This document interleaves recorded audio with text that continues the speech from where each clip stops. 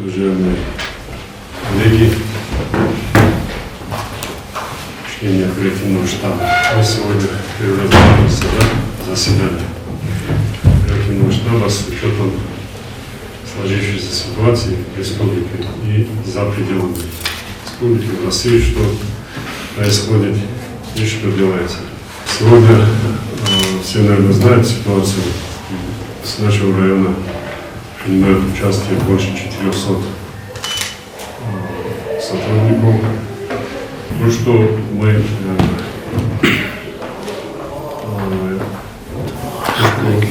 говорим на каждом совещании, на каждом мероприятии, мы начинаем именно с этого выступления, что эта ситуация, наверное, обсуждать ее смысла нету. Кто-то, может быть, у каждого человека, наверное, есть свое мнение, но тем не менее у нас позиция должна быть одна. У нас должна быть одна позиция, и на каждом мероприятии, каждое совещание нужно начинать с этой ситуации, с обсуждения этой ситуации. Но все, что связано с этой спецоперацией, я вот сейчас наверху сидел, обсуждал вопрос, наши люди, они совершенно непонятно, чем занимаются. Что касается цен, цены на бензин падают, цены на газ падают, на все цены падают, таксисты поднимают цену. Элементарный вопрос. В связи с чем вот, таксисты почему поднимают цену? Почему в магазинах цена поднимается? Не совсем понятная ситуация. Я понимаю, на импортные товары, а внутри российской продукции почему цены поднимаются? Почему в магазинах у нас ценники стоят одни, итоговая сумма выходит на 40% больше. Я думаю, что мы до сих пор не тревожили никого, оставили будоражить бизнес, там, мешать бизнесу, говорят, нехорошо. С одной стороны, хорошо, что эти люди обеспечивают нас продуктами питания, всем необходимым, но с другой стороны, издеваться над жителями нашего района нельзя допускать этого издевательства. Единственный магазин, можно, например, поставить Гацатлинский, который продал товар по той цене, которую он продавал до 23 февраля. Все распродал, у него почистили магазин полностью. И сейчас он будет продавать по новым ценам. Я понимаю, товар, который купил, по новой цене можно продавать. Юсуп, это, наверное, единственный, кто должен влиять на это налоговая служба. Я вообще удивляюсь, когда обсуждают в республике вот эту ситуацию, ни один человек не хочет говорить: слушайте, ты необоснованный доход получаешь, Юсуп. Этот человек купил это все за 100 рублей, продал вчера за 150, сегодня продает за 200. Это же необоснованный доход его. Обложите его налогом. Облагайте налогом, может, не будет поднимать цены, и узнает, что если налог заставят заплатить. Или, по крайней мере, если даже поднимает цену, ну хотя бы налог защитите с него. Сейчас скажут, что они все на едином налоге. Эта система у нас, которую мы для чего сделали оперативный штаб, у нас есть группа, чтобы ходить по увеличению доходной части, у нас же группа есть, почему эта группа до сих пор ни один день не пошла по магазинам, не промониторила цены, что там делается, как делается, где цены поднимаются? Ходит и там мониторит и представляет, что там Министерство промышленности тоже это требует. Там есть перечень продуктов, и каждую неделю цены он ходит там, проверяет, представляет туда. У нас вообще люди очень предприимчивые, они к Ураза Барям, Курбан Барям, каждому празднику поднимают цены, почему-то цены такой получают эти люди. Что-то, это все нужно искоренить. Мы проведем ярмарку сельскохозяйственную, наверное, ближе к Уразе. Там должна быть ярмарка подготовленная. И не там, где вы ее проводите, а вот на территории автостанции, где асфальтированная территория, нужно закрыть все, сделать заранее список участников, расставить их как положено, чтобы всем было доступно. Потому что половина продукции люди возят обратно, а половина жителей не знают, что идет ярмарка. Это все нужно начинать. Если нужно, до начала уразы ярмарку провести, тоже нужно провести. У нас же есть люди, которые могут это организовать. Вопрос с продуктами питания, сельскохозяйственными продуктами. Мы каждый год повторяли этот вопрос, что нужно обрабатывать землю, нужно выращивать продукцию. Этот вопрос сегодня актуальнее, чем когда-либо. Нужно помочь жителям, чем мы сможем. Если есть необходимость помочь и с посадочным материалом, нужно, если другие вопросы есть, всем, чем можно, нужно помочь. Просто мы сегодня не должны забывать, что у нас будет, что у нас было в 2014 году, когда бюджеты уменьшаются, когда денег на все не хватает в бюджетах, а людей нужно как-то накормить, люди должны выживать. Эти все вопросы тоже мы должны обсуждать здесь, на совещаниях. Не на улице обсуждать, кто сколько мешков сахара купил, кто сколько мешков муки. Они что, думают, вот эти 2 мешка муки хватит на всю жизнь, что ли? Это уже недостаточно, или там мешок сахара, или что там, впрок запас делает. Это все нужно. Да, ситуация, хоть и называется спецоперация, но это война, военное положение. Мы должны это все понимать. И что будет завтра, как это все сложится, и когда это все закончится, и когда мы начнем мирно работать, тоже никто не знает. Хотя нам и президент обещал, и глава республики обещал, все объекты, которые мы запланировали, будут строиться, все вплоть до повышения заработной платы, повышения минимального размера оплаты труда, все социальные выплаты, все будет сохраняться на том уровне, который было обещано и который идет повышение. За трудоустройство молодых сотрудников до 30 лет идут компенсации предприятиям. Вот наши люди говорят, некуда пойти работать, налоги нужно платить. Пожалуйста, вот, по-моему, Мурат, 3 Мурата, по-моему, дает предприятиям, кто устроит молодых специалистов. По соцобеспечению все выплаты, которые должны идти, они должны идти в срок. Все выплаты. Социальные контракты, которые заключаются на это, уделяет Сергей Алимович особое внимание. Социальный контракт, наши люди привыкли считать, что вот социальный контракт идет с его кармана, он кому захотел дал, кому захотел не дал.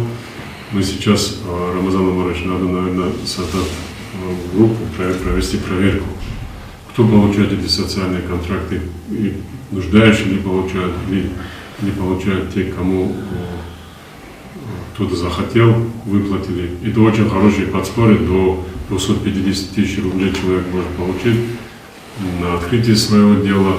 Есть вообще социальный контракт, который малоимущим, который дает эти все вопросы. Да, и второй вопрос, почему Хунзарский район получает всего 30 социальных контрактов, а другие районы получают 80, 100, 200 контрактов в год. Эти вопросы тоже нужно контролировать. Если нужно с кем-то разговаривать, нужно с кем-то разговаривать. Если нужно заявку написать, нужно заявку написать. Если есть лица, которые в прошлом году почему-то всего было 20, но потом довели до 30, по-моему, социальных контрактов. Асадар Изандинович, председатель комиссии, сегодня отсутствует. Я думаю, что мы на неделе придем, посмотрим, сколько что и как выдаются социальные контракты. Кто их получил, кто их не получил, и по какой причине не получают это люди, которым это все нужно, кто их должны получить. Если есть проблемы с социальными выплатами у кого-то, этот вопрос нужно поднять заблаговременно. Они ждут, пока какой-то вопрос дойдет до главы государства или главы республики, и потом начинают выплачивать это все. эти все вопросы мы должны учитывать заблаговременно.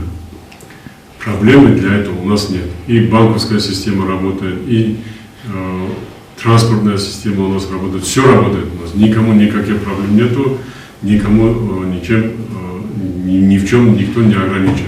Единственное, что у нас не работает, это Инстаграм, по-моему, не работает. Остальное все у нас работает. Это даже, я думаю, что лучше, что Инстаграм не работает, потому что все тогда пытались показывать, что что-то делают, а не работает. Бишу наоборот, картоки мы до халалить. Золото золото касса протлить хотел. Кассу обратить, халал магазин ищешь бишу води. Киюки. Халал калькулятор для хлопцев кайсу لا как кассу обратить. Если где-то даже субъект просто гуй. Я вот здесь носку но халал кайсу لا جيجي تون في كاسة بريتشات خو بس كالكولاتر اللي تعمل كلها. يا تو كاسة كالكولاتر تعمل جو كاسة برضو. Guru, kalkulator çıkar söyledi. Guru, kalkulator söyledi. Извините, зачем спорить по этому? Съездите, проверьте, есть. Слушай, кассу аппаратки, kalkulator böyle falan çekiyor. Bu kadar. Temel bir şunca ahire uçayrodo. Hadi bu kartado сразу на кэш под бабихна, а кино Два раза подняли цену. По налогам тоже мы должны знать. Каждый человек перекладывает ответственность по налогам на налоговую инспекцию, на администрацию на жителей, там, на милицию. На кого только мы это не делаем, и в конце концов нет у нас человека. Но в конце концов выходит так, что единственные люди, кто этим должен заниматься, это администрация, муниципалитет. Потому что больше никому эти налоги тоже не нужны. И этот вопрос от того, что налоги идут в муниципалитет, это не означает, что муниципалитет их должен собирать налоги. Муниципалитет тратит, может, эти налоги, но не собирать. По налоговому кодексу каждый житель обязан их платить. Не мы должны их ходить собирать. И такая ситуация, если будет как в прошлом году, с сегодняшнего дня начинайте анализировать, уже квартал заканчивается, проанализируйте, где, что не хватает и к какому итогу, Матмат Навьева, к какому итогу мы придем к сентябрю, чтобы можно было какие-то решения принимать. И так мы в этом году на 15-20 миллионов уменьшили бюджет. Плюс к этому еще должны знать, что 10 миллионов рублей бюджет сейчас поставили как подушку безопасности. Их тоже мы тратить не можем. Бюджетный фонд? К концу года, если сейчас зарплату поднимут, МРОД поднимется, также мы должны заработную плату поднять. Если налоговое поступление не будет, и эти вопросы тоже мы не сможем решить. Подготовьте комиссию, которая у нас есть по пополнению доходной части, по увеличению доходной части, чтобы эта комиссия начала работать ежемесячно. Установка комиссия, знаем по телевизору, по информации. В основном знаем, что идет спецоперация в Украине. Мы никогда не говорим, что это война, это никакого не смех, что это слово война. Ты не пишешь, что это война. И не военную народную Украину. Мы проводим спецоперацию в течение этих людей. Бендеровцы, от фашистов. Он будет правительство в полном объеме.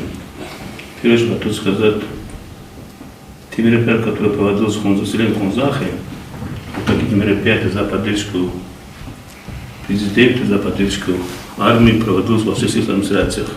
Потому что очень идут неприятные разговоры, потому что зачем, говорю, я должен был, сын отправить, должен был воевать в Украину.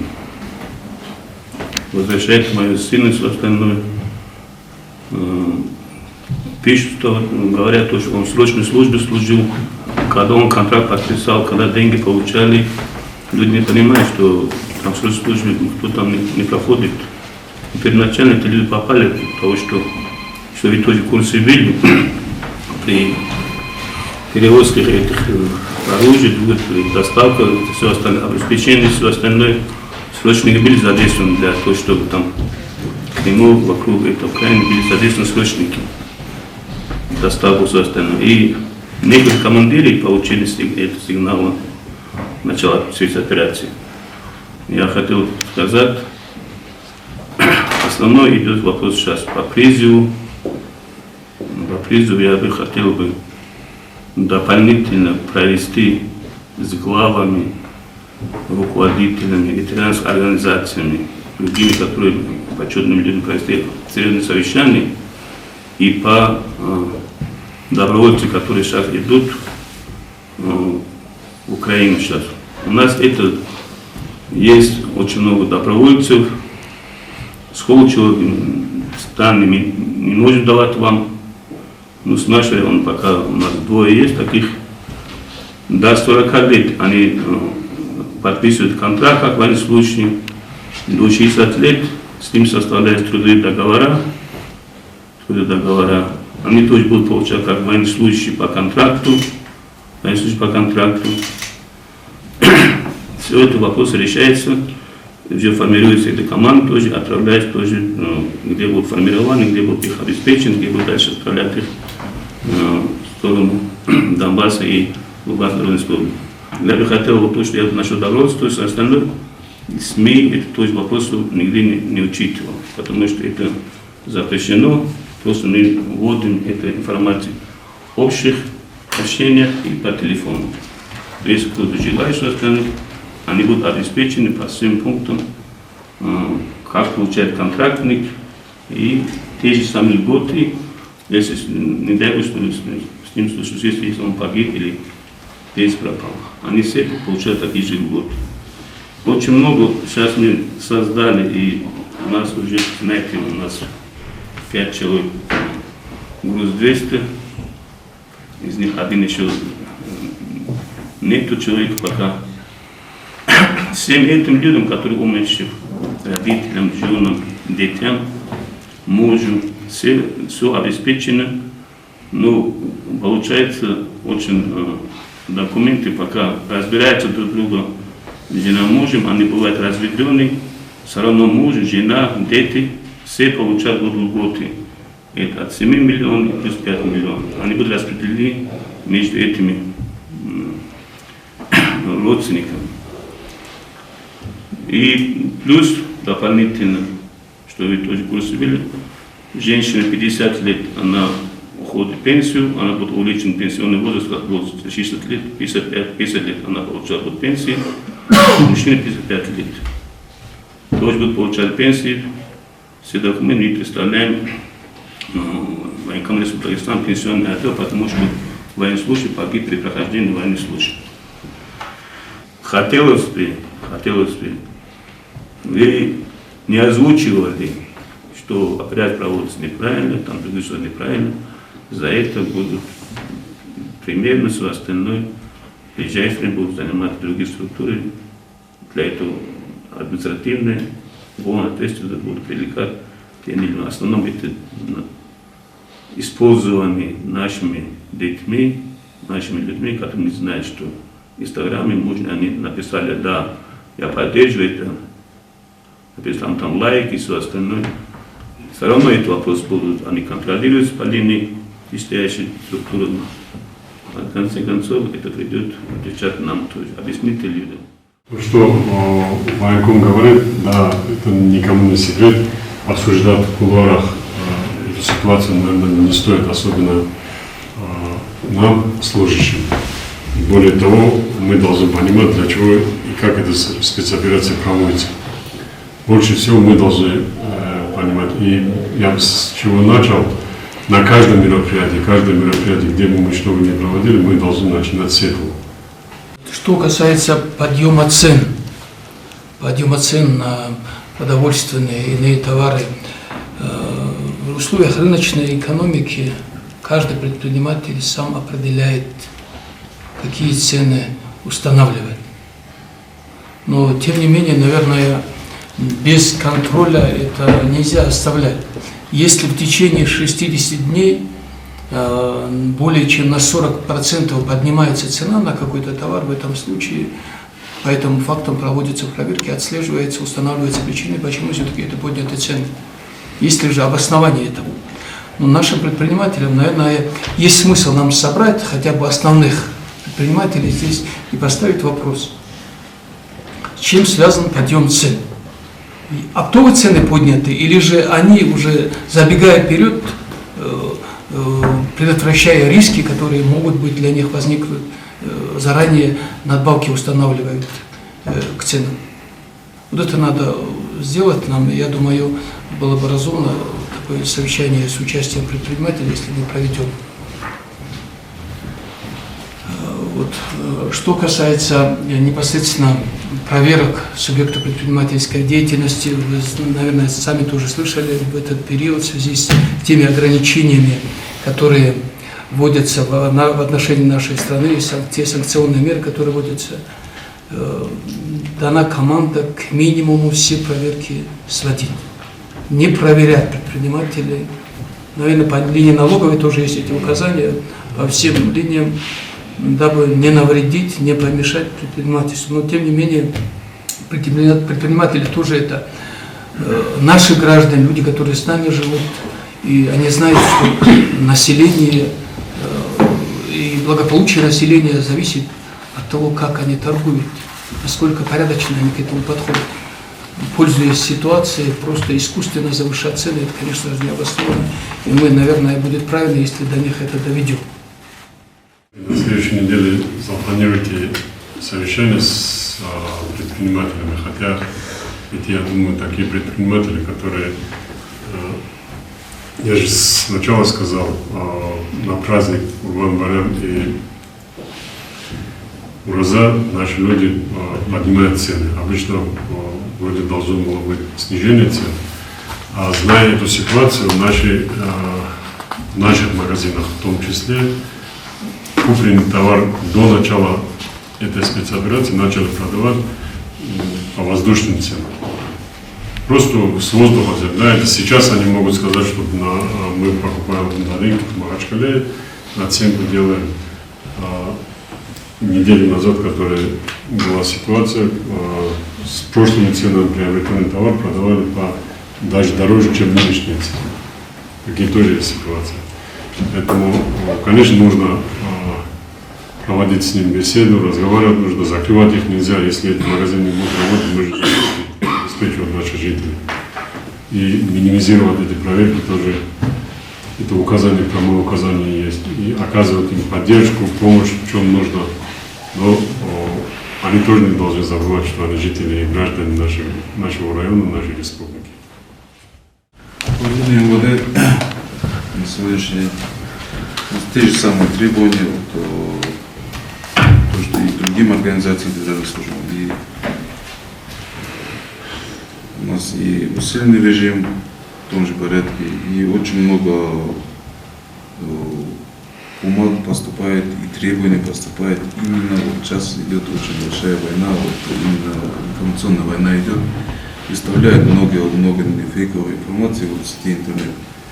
И мы в каждой школе уже практически провели, во всех школах провели занятия и с учениками, и с учителями. И сейчас и дальше тоже будем проводить мероприятия, чтобы не поддавались панике и чтобы не верили многим фейковым страницам, которые есть в интернете.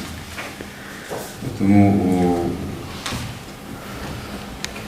что касается и роста цен, и по этому поводу я и разговаривал с продавцами, разговаривал со всеми. Сейчас многие склады, оптовики закрылись, специально закрылись, и из-за этого они говорят, что цены, в основном у оптовиков цены не поднялись.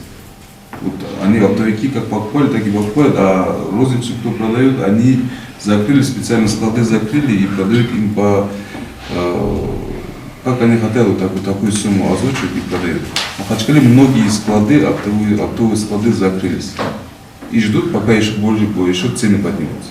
Вот они на этом играются. И, конечно, по коммерческим объектам у нас, которые в магазинах, я специально ходил в разные магазины, ни в одном магазине нет установленной цены на одну вещь. В каждом магазине, если что-то покупаешь, определенную вещь, разные цены. Вот каждый как себе угодно, так и накидывает. Да, вот так накидывает. Конечно, с ними, вот, Антон Иванович правильно сказал, надо их собрать, Но от того, что есть указания, чтобы как-то лояльно к ним относились, они не должны этим злоупотреблять и они не должны этим пользоваться. Но если люди не понимают, надо уже объективно какие меры к ним принять. И, конечно, точку надо в этом направлении поставить. Ну, мы здесь не собрались спорить, мы собрались здесь проблемы обсуждать. В каждой службе какие-то есть проблемы. Это друг на друга перекладывать что-то, мы не должны здесь совместно работать.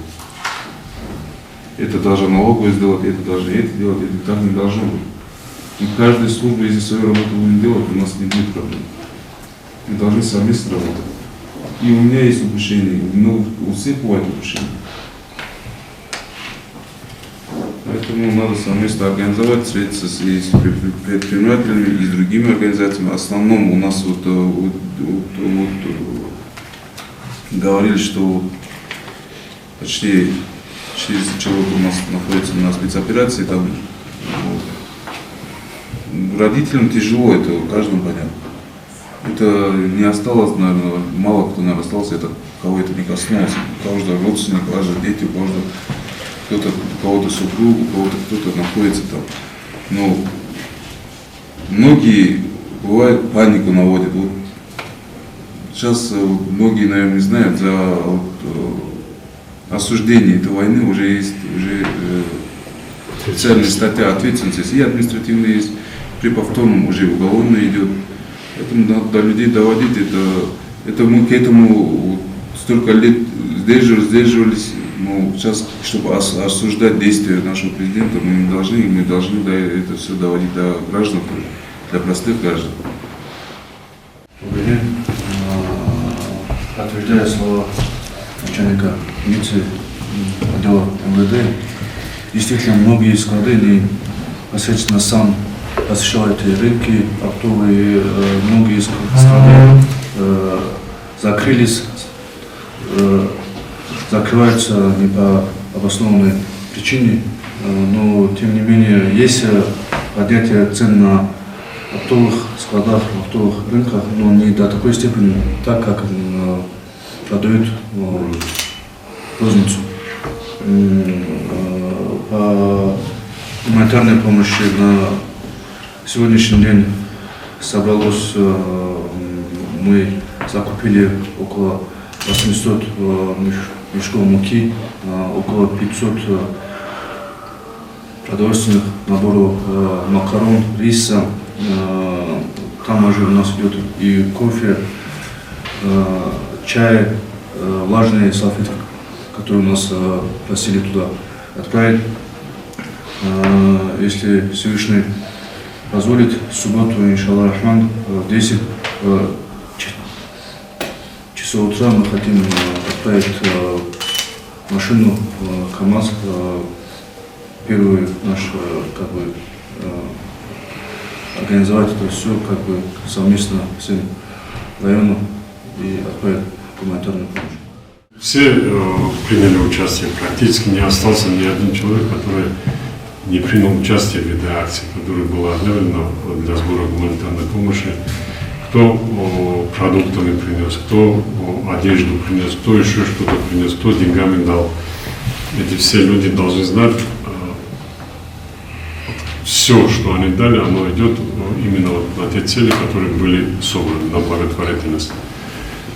Завтра мы начнем загружать машину КАМАЗ, погрузим. Ну, не все мы сразу можем отправлять, тоже и нет у нас такого желания вот сразу все отправлять, потому что все-таки запас какой-то и у нас должен быть, резерв какой-то и в районе должен быть. Вот те люди, которые малоимущие, которые не могут что-то покупать, приобретать, их тоже нельзя оставлять без внимания. В связи с этой спецоперацией, может, кто-то на работу не смог уехать, может, кто-то заработка лишился, если такие семьи есть, им тоже нужно помогать. Я думаю, что в любом случае первую машину мы отправим, если мы начнем в субботу, и вместе с тем организуем такую патриотическую акцию с молодежью, наверное, что мы могли, значит, надо организовать автопробеги. на Махачкалы, пускай сопровождают эту машину, пускай видят, что там делается на этих складах, сколько там, что мы не одни, а вся республика этим занимается и поставляет продукцию. Что есть иного характера помощь, которая оказывается нашими жителями. Каждый населенный пункт он дает мясо. Спасибо всем жителям. Буквально каждое село в день там по одному, по 2 единицы дает. До 300 килограммов доходит, где мы перерабатываем. Уже начали почти 500, уже, наверное, сегодня будет 1200-1300 банок тушенки у нас будет. Это тоже мы будем и между жителями, и постараемся, чтобы это все дошло и до наших жителей. Это и в прошлом году во время пандемии, и в этом году есть определенное количество меценатов, которые поддерживают все жители, вот, буквально все жители, все учреждения, организации. Я же говорю, каждый населенный пункт принял решение по одному бычку, грубо говоря, дает 150-160 килограмм, каждый населенный пункт дает. Это все перерабатывается, ничего практически не выбрасывая. Будем помогать людям столько, сколько мы сможем. И в этой ситуации, почему я это говорил, по этим магазинам. Одни люди помогают всем жителям, другие люди стараются шкуру снимать. Необоснованно завышают цены наперед. Почему я это говорил? Когда 23, 25, 27 числа, пока еще старый товар у них держится в магазине, ценники стоят старые, идет в кассе, 40% автоматически добавляется. Просто с потолка. Такие вещи тоже делают именно в нашем районе. Я не говорю про другие районы. Я говорю именно про продавцов нашего района. Такие вещи, такие факты у нас были здесь. Поэтому, конечно, будем принимать меры, будем работать с ними.